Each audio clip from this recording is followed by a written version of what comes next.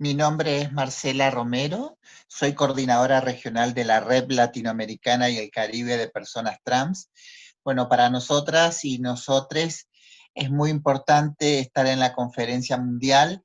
porque es un espacio donde vamos a visibilizar la problemática trans frente al estigma y la discriminación y el VIH-Sida en la región. Desde la RELAC Trans trabajamos el tema de el acceso al tratamiento, la adherencia y por supuesto mejorar la calidad de vida de las personas trans frente al estigma y la discriminación.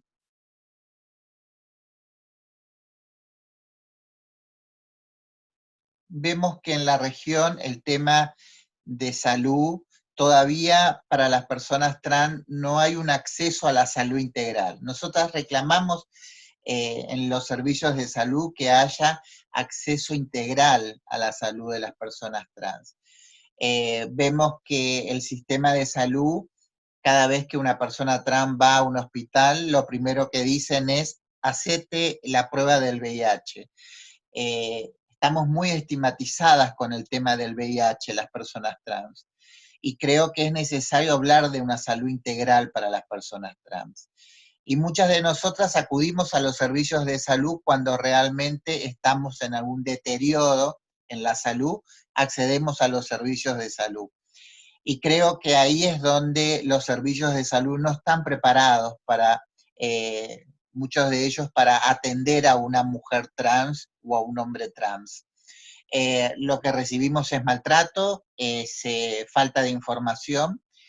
y lo que nosotras estamos reclamando es salud integral, y que la salud integral no solamente llegue a las personas trans mayores de edad, sino que la salud integral tiene que estar desde la niñez y adolescencia y adultas mayores. Tenemos que recibir salud, tenemos que recibir los servicios de salud y profesionales capacitados para atender a las personas trans, en el caso desde la niñez y la adolescente y adultas mayores.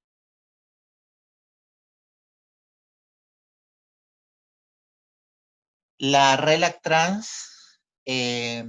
creó una guía de salud para personas trans. Es una guía de salud desde la población trans para la población trans. En Latinoamérica hay guías de salud para personas trans, pero hecho por médicos y por los estados, y en realidad muchas de las guías no nos convocaron a la población trans para poder armar un sistema de salud inclusivo, un sistema de salud en donde las personas trans no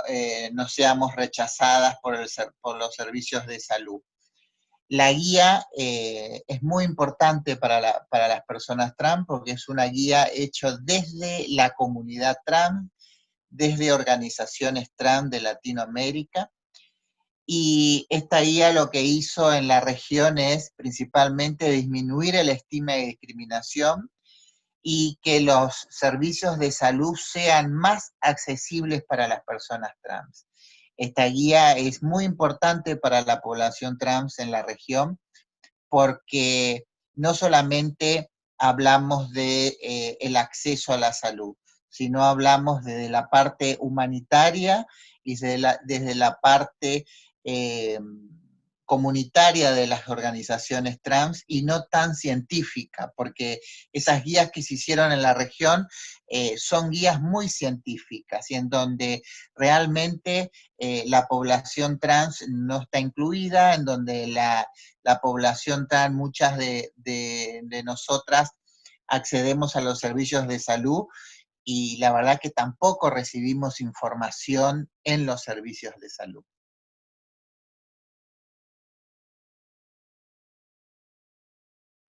Sí, la guía está dirigida principalmente a los estados, a los profesionales y a la comunidad trans. Una por el reclamo que tiene la población trans a nivel salud en la Organización Mundial de la Salud y en otras agencias internacionales.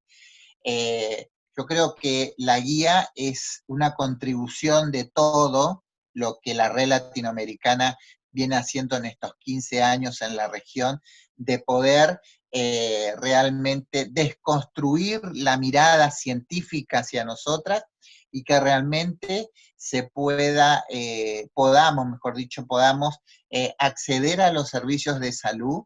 sin estigma y discriminación. Y también lo que decimos es que no solamente queremos servicios de salud para personas trans, queremos acceder a todos los servicios de salud en cualquier hospital y que realmente los profesionales estén capacitados. Lo que vemos es que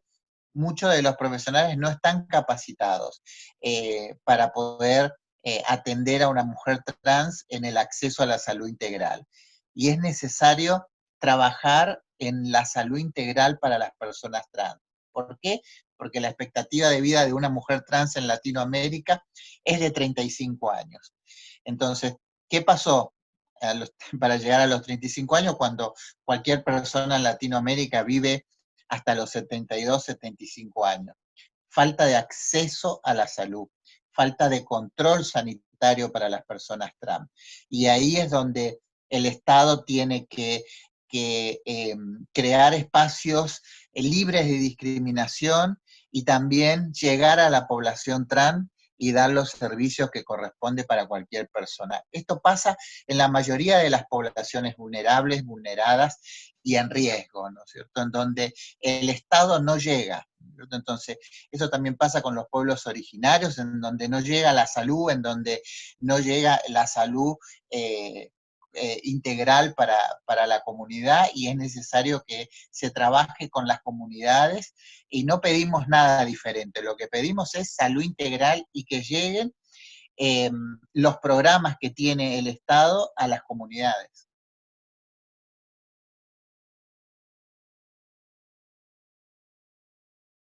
Sí, las organizaciones de la red latinoamericana lo que hacen con las guías para personas trans, primero es que le llegue el material a los profesionales. Poder armar capacitaciones con los médicos y poder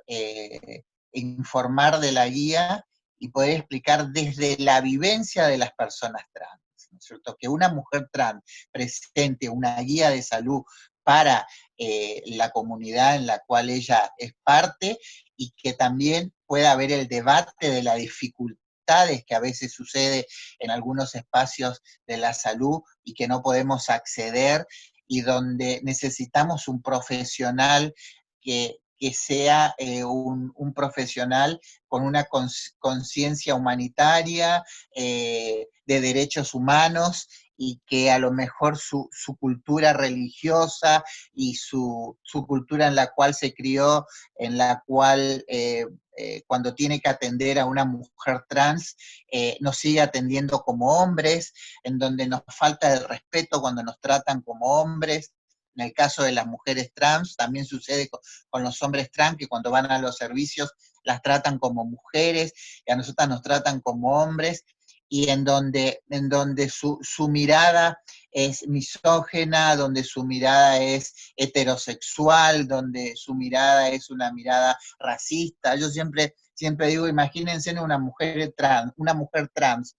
afro con discapacidad y con VIH que acude a un servicio de salud. Entonces necesitamos que los profesionales realmente en mucha de nuestra región como Centroamérica o la zona andina, dejen su Biblia o su religión al costado y realmente usen su credencial como médico para atender a las personas y a cualquier persona que va a buscar un servicio de salud, pero tiene que ser un servicio de salud respetando los derechos humanos y en el contexto en el cual se encuentra el paciente o la persona que se acerca a un hospital.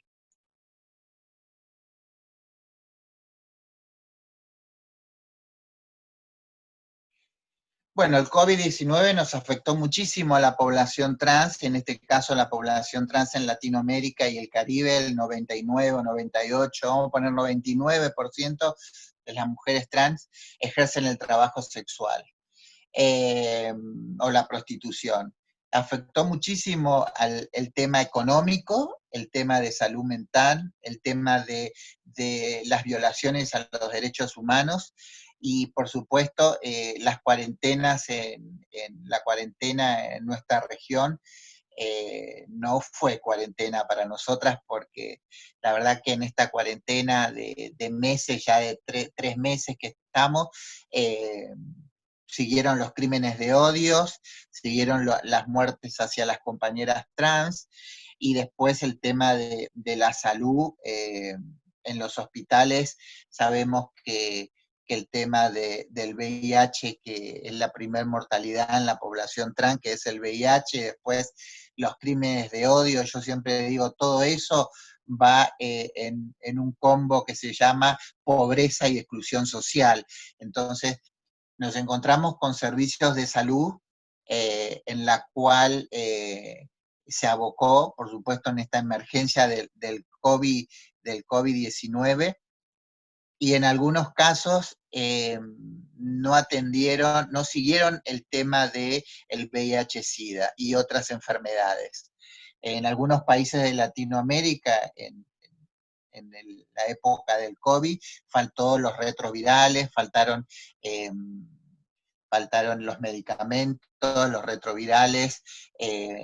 hubo una violencia de género hacia las mujeres trans en Perú, Colombia, Argentina, Centroamérica, y en donde nos encontramos con un sistema de salud que está colapsado, un sistema de salud que ya viene con problemas. No es que el COVID lo que hizo es mostrar y evidenciar las necesidades de la región, y en este caso los sistemas de salud no vienen siendo eficaz para el tema de la asistencia, y vimos en algunos lugares donde no funcionaron los servicios de salud, donde las mujeres trans que accedían a las guardias o centros de salud no las atendían, las enviaban directamente, no las atendían y las enviaban a sus casas, y se dio en algunos países donde compañeras trans murieron en sus casas, que no se sabe si por COVID, por neumonía, por tuberculosis, pero sabemos que una de las ventanas del VIH es la tuberculosis y la neumonía. Y en la época de invierno en el cono sur, como en otros lugares de Latinoamérica, es muy fuerte el invierno, y muchas de las compañeras y compañeros tienen problemas de neumonía y pulmonía, y tuberculosis, enfermedades que uno dice ya no existen esas enfermedades, pero en nuestra región existe todavía la tuberculosis, la neumonía y otras enfermedades. Entonces, creo que nos afectó muchísimo como a todos los ciudadanos y ciudadanas de Latinoamérica, pero hay que hablar del contexto pobreza. No es lo mismo la cuarentena y ser clase media alta que pasar una cuarentena y ser una persona que no tiene recursos, que no tiene un trabajo regularizado, que no tiene un sistema como es el Estado, en donde reconoce a esa población y donde ingresa dentro de un programa donde puede sostener a las personas por 3, 4 meses. Latinoamérica no está preparada para ninguna epidemia, no está preparada, lo está demostrando en algunos países el tema de la pobreza, y creo que el tema de las mujeres trans, eh, la cuarentena nos va a dejar una agenda nueva de incidencia y de resistencia en la región, porque vamos a tener que cambiar nuestra agenda política dentro de la red latinoamericana para ver cuáles van a ser los nuevos desafíos que vamos a tener en la región.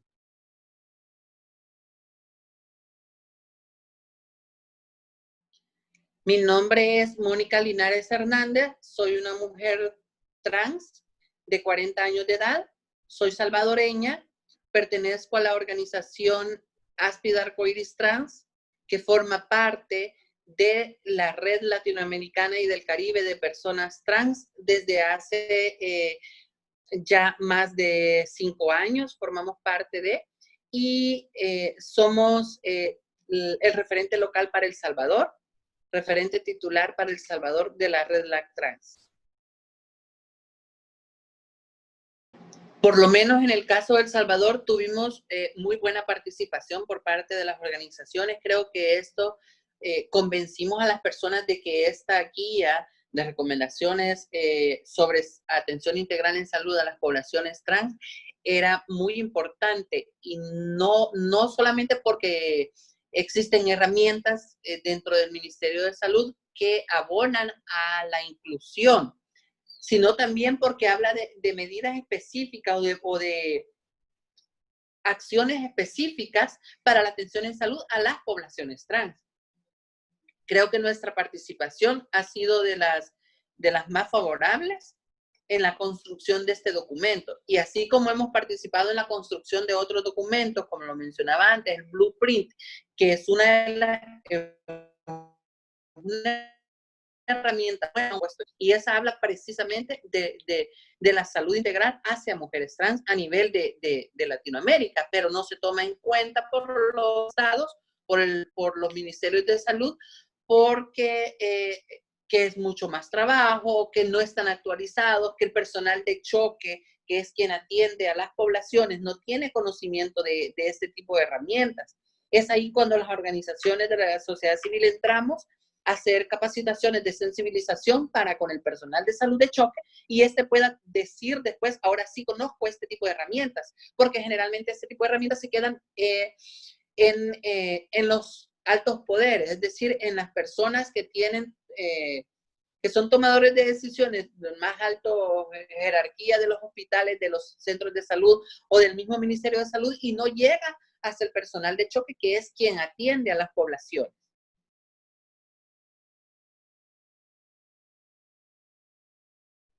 Es decir, existen políticas públicas que se crearon durante los últimos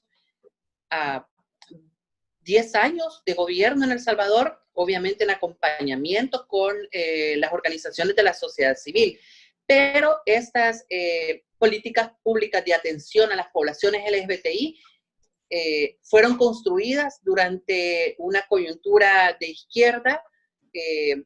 bajo la presión de las organizaciones de la sociedad civil, pero han sido,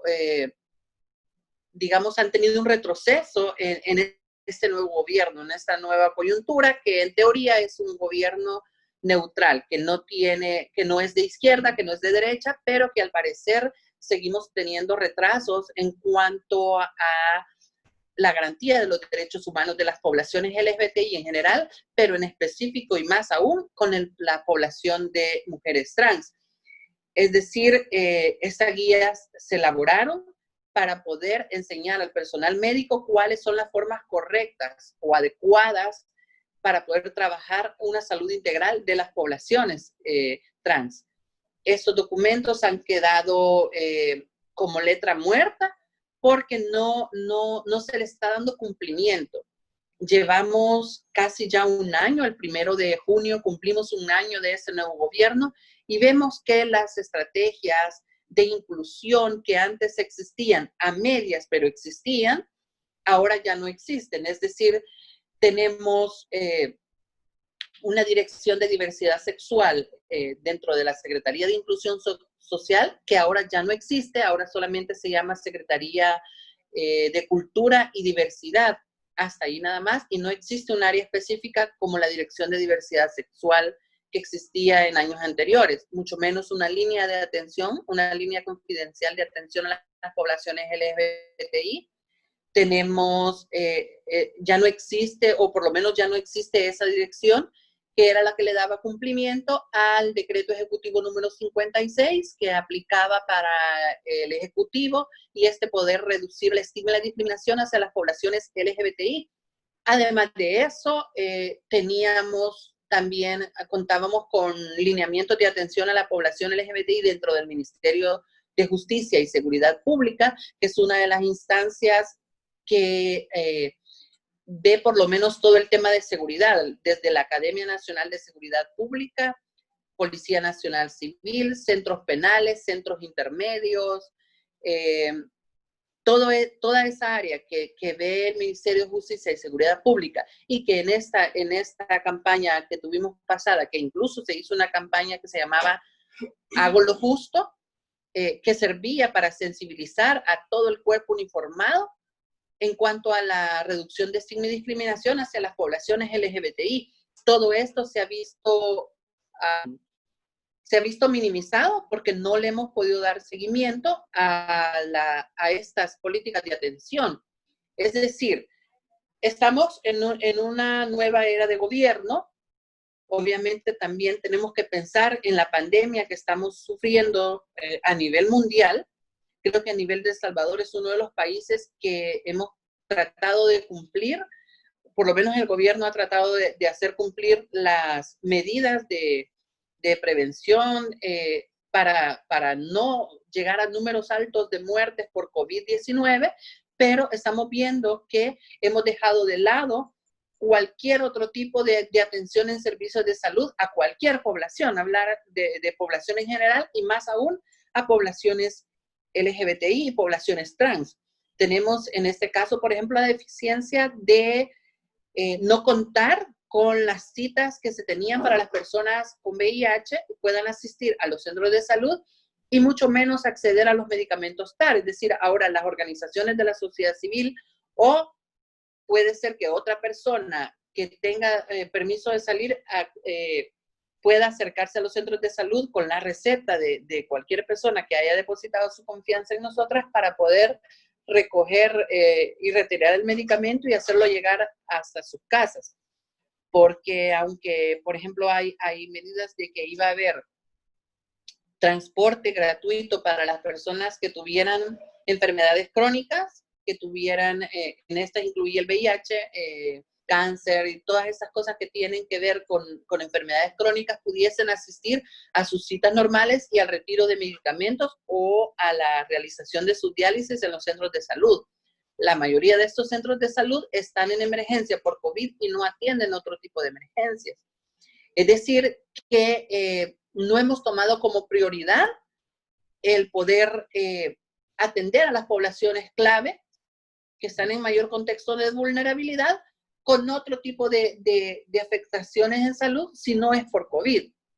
Nosotras como organizaciones estamos tratando de poder llegar a todas las poblaciones para minimizar el golpe de la economía, no otorgando dinero, sino más bien proporcionando granos básicos a nuestras poblaciones para poder reducir esa parte de que salgan de casa y de que salgan a exponerse las poblaciones. Entonces, creo que es importante que cada uno de los estados miembros puedan sentarse y hacer mea culpa de decir, tenemos herramientas que podemos utilizar en favor de los derechos humanos de las poblaciones LGBTI, pero no las estamos poniendo en práctica. Es decir, tenemos las herramientas, ya están escritas, pero no contamos con esa parte de decir, hay que ponerlas en práctica. Necesitamos mayor voluntad política de los tomadores de decisión para que este tipo de herramientas que ya existen y que son de beneficio para las poblaciones puedan ser puestos en práctica. Así como la guía de salud, que hace un montón de recomendaciones para el sector de salud en cuanto a las necesidades básicas de las poblaciones trans, debería de ponerse en práctica y nosotras, esa es nuestra labor, hacer la presión para que los estados puedan garantizar este tipo de derechos humanos para nuestras poblaciones. Es lamentable ver que contamos con herramientas, que estamos en un país, en teoría, garante de los derechos humanos, que ya contamos con herramientas que son efectivas dentro de lo que cabe, como la guía de salud, de recomendaciones sobre la atención integral de salud de las mujeres trans en América Latina y el Caribe, los lineamientos de atención a las poblaciones LGBTI dentro del Ministerio de Justicia y Seguridad Pública, el decreto ejecutivo número 56, que atañe para todo el ejecutivo. Tenemos acuerdos ministeriales como el 202, que también sirve para el personal de salud, y ese incluye al Seguro Social, y estas herramientas no estén siendo puestas en práctica. Deberíamos de estar pendientes de qué manera poder hacer presión a los estados, y que estos ya se comprometieron, ratificaron y firmaron muchos de los convenios internacionales que existen, pero que no están dando seguimiento a esta situación de vulneración de derechos humanos de las poblaciones trans. Para ASPID, en El Salvador, tenemos muy en cuenta la emergencia que estamos viviendo a nivel mundial sobre la pandemia del COVID-19, pero también creemos que estamos dejando de lado otros servicios de salud que también tenemos olvidados en nuestros países. Creo que El Salvador es uno de los países de Centroamérica donde existen muy pocas mujeres trans de adultas mayores. Según como lo dicen los estudios, 35 años es la expectativa de vida de una mujer trans. Difícilmente, como en mi caso, llegan a tener 40 años, y más aún, son muy pocas las mujeres trans que llegan a su mayoría de edad, y a esas también las hemos tenido olvidadas por mucho tiempo de parte del Estado. Creo que el Estado salvadoreño tiene una deuda grandísima con nuestras poblaciones en el tema de derechos humanos, de garantizar los derechos humanos. Principalmente una ley de identidad. Sabemos que otros países como Costa Rica, que está súper adelantado, recientemente se aprobó todo lo que tiene que ver con el matrimonio igualitario entre personas del mismo sexo. En El Salvador, a lo mejor vamos viendo con prioridad el tema de la ley de identidad de género, que sería la que nos beneficie para poder dar un primer paso en cuanto a la garantía de los derechos humanos de las poblaciones de hombres y mujeres trans. En cuanto al tema de la ley de identidad de género, es importante mencionar que si bien existen las herramientas, no contamos con un Estado de derecho, no contamos con un Estado que garantice nuestros derechos y que sea un Estado neutro que trabaje en pro de los derechos humanos de las personas, sino más bien en pro de unas ciertas poblaciones, de las personas con más dinero de nuestro país. Nuestro país, en cuanto a política, es un país que siempre está en pleito, siempre hay elecciones. Tenemos elecciones 2021, esas no se han aplazado a pesar del COVID-19, las elecciones de alcaldes y diputados. Esto nos va a llevar a poner todavía aún más en contexto de vulnerabilidad de nuestros derechos, porque ya existe una ley de identidad de género dentro de la Asamblea Legislativa, dentro de la Comisión de la Mujer y Equidad de Género, el cual no ha sido discutida, aunque no ha sido archivada, pero tampoco ha sido discutida. Eso quiere decir que tampoco es un tema de interés para la fracción legislativa. Nuestra Asamblea Legislativa debería de legislar a favor de los derechos humanos independientemente de la orientación sexual, identidad y expresión de género de las personas. Y no solamente legislar a favor de los ricos, a favor de una población que ni siquiera se les ven vulnerados sus derechos. Nuestras poblaciones estamos en un contexto de vulnerabilidad de derechos, más aún con esta pandemia del COVID-19, el cual nos está dejando en una recesión de economía, es decir, al pasar toda esta pandemia, la economía de las poblaciones trans, principalmente, va a quedar abajo de cero. Vamos a quedar en números negativos, ya que en nuestro país solamente las mujeres trans pueden acceder a poder tener un emprendimiento, y si ahorita en esta pandemia no está siendo tomado en cuenta o no pueden trabajar, esto nos va a dejar con una economía a cero. Así como las mujeres trans que solamente tienen como una opción el trabajo sexual, en estos momentos tampoco se puede realizar esa labor. Eso quiere decir que las poblaciones ahorita están con una economía cero. no solamente el mundo entero va a quedar con un desfase económico por la emergencia del COVID, sino más aún las poblaciones LGBTI y más aún las poblaciones trans.